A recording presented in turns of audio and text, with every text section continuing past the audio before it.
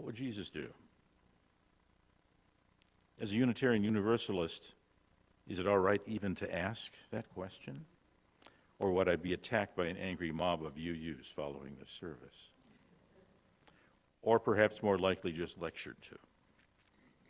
I think it's all right to ask that question, and I'll tell you why. Today is Easter Sunday, and regardless of how you view the man Jesus, I thought it might be instructive on this Christian holy day to take a closer look at the man from a Unitarian Universalist perspective. One of the 6 sources that still inform the 7 principles of UUs are the Jewish and Christian teachings that help guide our UU lives, here and now. Looking beyond the obvious question, did these events actually happen, or are they merely myth? There are, I think, 2 distinct ways that Christians view Jesus. One is to see him as the object of religious belief and faith, claiming his death and resurrection as his most important role. The other is to see him as showing us a religious path to follow in belief and behavior, claiming that following his teachings are of supreme importance. In today's reading, Marcus Borg identified these 2 very different paths. The differences seem to become most obvious with the Easter story. In some ways, those who view belief about Jesus as most important are most drawn to the resurrected Jesus after the crucifixion, that is, after Easter. Those who view belief in Jesus' teachings as central are drawn to Jesus, the wise rabbi, and his message before Easter. The former are drawn to the Passion story. The latter are drawn to the passions that epitomized Jesus' ministry. You may recall Mel Gibson's 2004 movie, The Passion of the Christ. I've always had some uneasiness about the tradition of what has come to be called passion plays, stories of the crucifixion and resurrection of Jesus, though mostly the crucifixion. Part of my uneasiness has been the sorry record of anti-Semitism that these plays seem to have inspired over the years. In the case of the most famous of passion plays, Oberammergau, performed once every decade in that town in Germany's Bavarian Alps, the plays for centuries, inspired violence against Jews. Another part of my uneasiness about Easter passion plays has been that they can be fairly morbid. Yes, they portray an important interpretation of an historical event, but they seem almost to glory in the gory part of the story. But most of my uneasiness with passion plays is that they seem to suggest that the way Jesus died is the most important part of his legacy, that we can discover the crux of who Jesus was by looking at his death and resurrection more than at his life and teachings. There's nothing intrinsically wrong with passion plays, but as far as I can tell, they have nothing to do with the religion Jesus taught. Passion plays, as a rule, ignore entirely who Jesus was in life in order to focus on who he was in death. So too with Easter. So instead of the Passion of the Christ that speaks of his death, I am more interested in passions of the Christ that speak of his life and his teachings. I want to ask, what was Jesus passionate about in his ministry? I want to know about the pre-Easter Jesus and discover what he cared about. I want to know, what would Jesus do? In his book on Jesus, Meeting Jesus Again for the First Time, Marcus Borg speaks of passion as a major indicator of character. It is our dedicated devotion, our consuming interest, our concentrated commitment. What was Jesus passionate about? It turns out that that is not a difficult question at all. A cursory reading of the Gospels reveals pretty much the same, I think, as what a deeper reading reveals about his passions. And when we look at those passions, we discover that his message was a fundamentally radical one. As radical in our own day as it was in his. His message, if taken seriously, would threaten today's ruling powers, not only in nations, but in Christendom. One thing that Jesus' religion was clearly passionate about was compassion, standing in support of those who are in some way disadvantaged or suffering, those who are poor, sick, oppressed, outcast, alienated from, or scorned by society, perhaps undocumented aliens. When he was asked how people can serve him, Jesus replied that to serve those society considered the least important, the least of these, is to serve him. He was on the side of the least of these and taught his followers to be so as well. Jesus spoke more about helping the poor than almost any other topic. He instructed his followers to sell everything they own and give it to the poor. When I consider this, I can't help but recall the prosperity ministries on television that promoted that Christian religion as a formula to amass personal wealth. Oral Roberts, for example, or televangelists such as Jim and Tammy Faye Baker, Creflo Dollar, and Benny Hinn. In fact, Jesus taught almost the opposite. When a man asked Jesus about protecting his property, Jesus replied, "Take care to protect yourself against every desire for having more, for life does not lie in the abundance of things one owns." Jesus' passion about the poor also directs me to consider how we set policy priorities in this country in terms of helping the poor, providing medical care, promoting diversity. We are behind most Western nations in terms of helping those in need, yet our political leadership invokes the name of Jesus to endorse policy choices. We can only wonder how the current attacks on diversity will become manifest in the new administration. I can make a pretty good guess, however. It's ironic that many people of wealth attach themselves to Jesus because his ministry was no friend of the wealthy. For example, Jesus said, "Happy are they who are poor, for the reign of heaven is yours. But dire your plight, you who are rich, for your time of comfort is over." Or again, "No servant can obey two lords. Either he will hate the one and love the other, or pamper the one and scant the other. You cannot serve both God and greed." When a young and wealthy man who is sympathetic to Jesus asked what he must do to enter the kingdom of heaven, Jesus instructed him to love his neighbor and love God and so forth. He said he did. "Is there anything else I should do?" he asked. "Yes," said Jesus. "Sell all your possessions and give that money to the poor."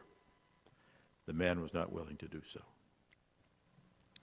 Jesus was particularly suspicious of power, both political and religious, and urged his followers in no uncertain terms to avoid the pursuit of power.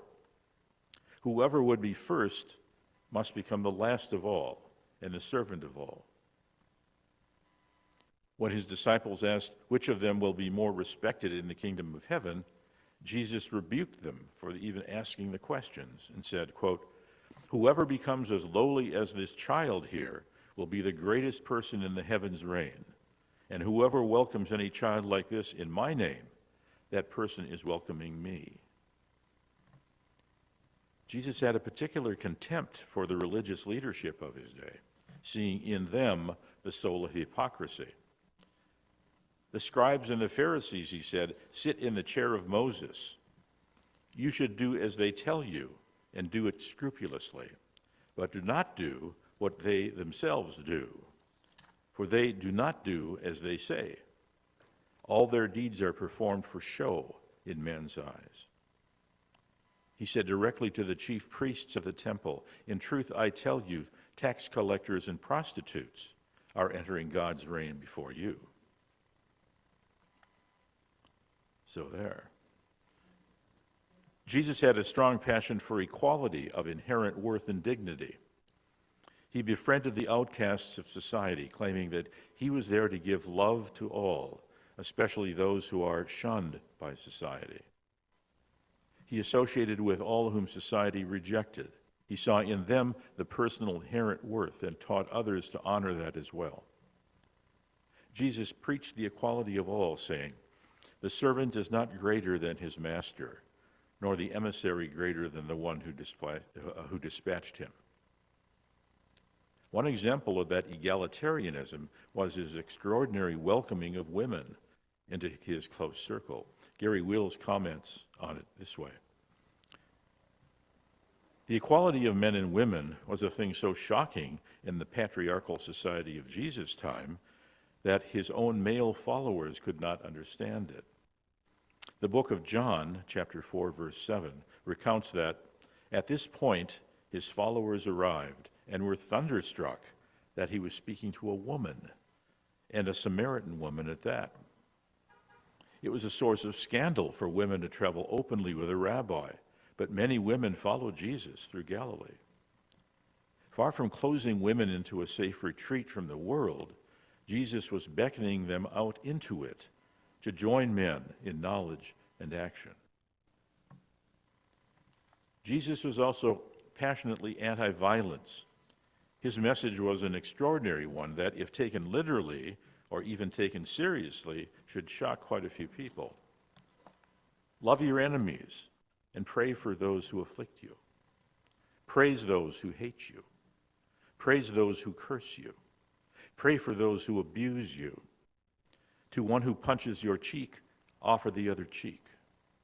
To one seizing your cloak, do not refuse the tunic under it. Sinners themselves love those who love back. Be not a judge then, and you'll not be judged. Be no executioner, and you will not be executed. Jesus also taught separation of church and state, stating explicitly to render unto Caesar that which is Caesar's and unto God that which is God's. He was appalled whenever the power of the state and the power of religion would mingle together. He was passionate about the fact that religion is something personal, not something to wear on your sleeve. Religion was located in the heart, and it is a blasphemy of true religion when it is paraded ostentatiously. He opposed formalisms of worship, pietistic allegiance to the Sabbath, and codes of personal behavior. He questioned the authority of the priest. Any public display of religious piety he opposed. When I hear debate about prayer in school or prayer in the state legislature, I can't help but think of Jesus' prescription for prayer. It went like this, quote, "When you pray, be not like pretenders who prefer to pray in the synagogues and in public squares in the sight of others. In truth, I tell you, that is all the profit they will have. But you, when you pray, go into your inner chamber, and locking the door, pray there in hiding. And your Father who sees you in hiding will reward you." For Jesus, religion is an inner commitment and passion, not an outward set of rules or structures or piousness. Religion is a relationship with the sacred, with the divine, not commands of behavior from scribes and Pharisees. So these are some of the passions of Jesus, known as the Christ, the Anointed One. But the most important passion was treating everyone with inherent dignity. When his disciples asked about how to enter the kingdom of heaven, he spoke only about how they treated others, especially those less fortunate. He said nothing about theological belief. He said nothing about crucifixion and resurrection. He said nothing about atonement for sin. For Jesus, the only test was about loving your neighbor. Here's part of what he said. "When the Son of Man comes in his splendor, he will say to you, 'Approach, you blessed of my Father. Take possession of the reign prepared for you from the cosmic origins. For I hungered, and you gave me food. I thirsted, and you gave me drink. I was an alien, and you welcomed me. I was naked, and you clothed me. I was ill, and you tended me. I was in prison, and you came to me.' Then the vindicated responded to him, 'Lord, when did we see you hungry, and we feed you? Or thirsty, and we gave you drink? When did we see you ailing, and we tended you? Or in prison, and we went to you?' And he replied, saying, 'In truth, I tell you, whenever you did these things to the lowest of my brothers, you are doing it to me.'" This passage may, in fact, be the very heart of Jesus' passion, about caring for those who are less fortunate. Here's Gary Wills' comment on the subject. What exactly does it mean, whenever you did these things to the lowest of my brothers, you were doing it to me? It means that priests who sexually molest children are molesting Jesus. Televangelists who cheat old women of their savings are cheating Jesus. Those killing members of other religions because of their religion are killing Jesus. Those who despise the poor are despising Jesus. Those neglecting the homeless are neglecting Jesus. Those persecuting gays and transgender people are persecuting Jesus. And that judgment of his is being delivered now, at the moment when he is scorned, ignored, and left hungry. So on this Easter day, we turn not to the passion story of Jesus, but to the passions of Jesus that he himself felt during his ministry on earth. These were extraordinarily challenging concerns that should awaken in us an understanding of how we relate to others, especially those less fortunate than us. Some students of the Bible blend Jesus' passions into one overarching label, the kingdom of God or the kingdom of heaven. It is not very ambiguous what he meant by that: to establish on earth the kind of abundant and fair life that would exist if God were ruling the earth. Jesus' mission on earth was to proclaim God's passion, and if you look at all the things Jesus was vocal about, they seem closely related. Helping the poor and oppressed, giving hope to the distraught, challenging the authority of those in power, honoring inherent worth and dignity of each person, and respecting the equality of every human being. As a UU, that sounds very familiar. Jesus' passions can all be summed up perhaps in one word: justice. Marcus Borg stated it this way: God's passion is justice. God's character and God's passion go together for the simple reason that justice is the social form of compassion. Justice is the social form of compassion. It seems to me that this is the time to invoke the teachings of Jesus. Easter is the time to look to his passions. This is the time to bring the passionate teachings of Jesus, not just the passion of Jesus, back to the center.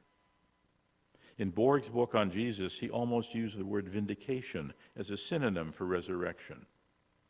Jesus was executed by the secular rulers of his world, but his life was vindicated by divine power. Resurrection may mean many things, but at the minimum, it means that Jesus' passions did not die when his body was laid in the tomb.